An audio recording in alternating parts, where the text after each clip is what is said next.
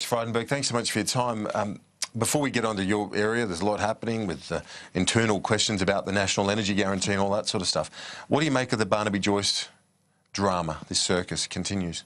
Well, Kieran, as you and I know, there are a lot of people whose marriages sadly break down, and in many cases they have a newborn child. These are difficult times, personal times, and it's not for me or others to make a moral judgment on Barnaby Joyce. I'd rather just leave it there, and obviously our thoughts are with him and his family. Oh yeah, it is a tough time, but I guess the thing that's confusing a lot of people is the call for privacy, and yet you do the interview, and it's contradictory, isn't it? It is what it is, and he's now taken leave, which is something that obviously he sought, and if it's right for him, it's right for us.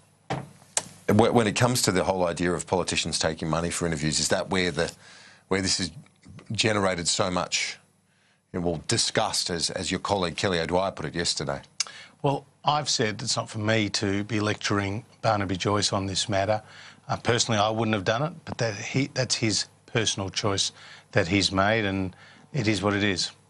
When it comes to, let's go to your portfolio area now, and the National Energy Guarantee, it was discussed in the party room, ticked off, and now Mr Abbott wants it re-looked at, is that right? Is that was the message yesterday? Oh, look, there was a discussion about the process going forward to the meeting in August with the states and the territories. I made it very clear that what will be discussed with the states and territories is consistent with what has been discussed and approved by the party room previously, but there will be legislation required at the federal level as well as at the state level should there be agreement with the states in August on the National Energy Guarantee. It's at that time that the party room can discuss the matter further, but there is very strong support for the National Energy Guarantee among my colleagues. But you've got some convincing to do. I think we've got strong support for it. People understand that for too long we've had the hyper-partisanship on the climate and energy policy.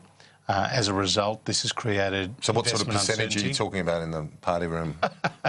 Would you have three-quarters? I'm not the commentator. You're the commentator. You can get into the entrails of that. My point is, we are trying to fix what is a really difficult problem. We inherited a bloody mess from the Labor Party. Power prices doubled under Labor. If they're given their chance, that's what will happen again. But you can't. I'm sorry, but you can't talk about inheritances now. It is several years on. There's also your own legacy. Well, our legacy will be fixing this mess. We've already seen that the wholesale price of power is down around 30% from the beginning of this year to now. But fixing the mess is not just about Labor's mess, it's also Tony Abbott's mess, isn't it? Well, in terms of the hyper-partisanship. Well, who led the hyper-partisanship in this place? Well, he was right to abolish the carbon tax. We actually saw the biggest single drop in power prices ever recorded following the abolition of the carbon tax. So you can't tell me that the Citizens' Assembly, the cash for clunkers, the carbon tax, the pink bats were good policy from the Labor Party. Even Mark Butler, my parliamentary opposite number. It's a long time ago now. Kieran, I'm not saying it's great policy, I'm saying it's a long time ago. Well, it was a disaster. You're looking in the rear-view mirror. Not at all.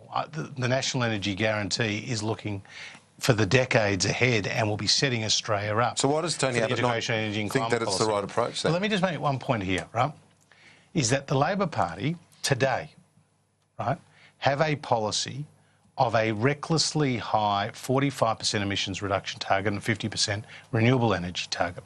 They haven't told the public how they're going to get there. They haven't costed it. They haven't funded it.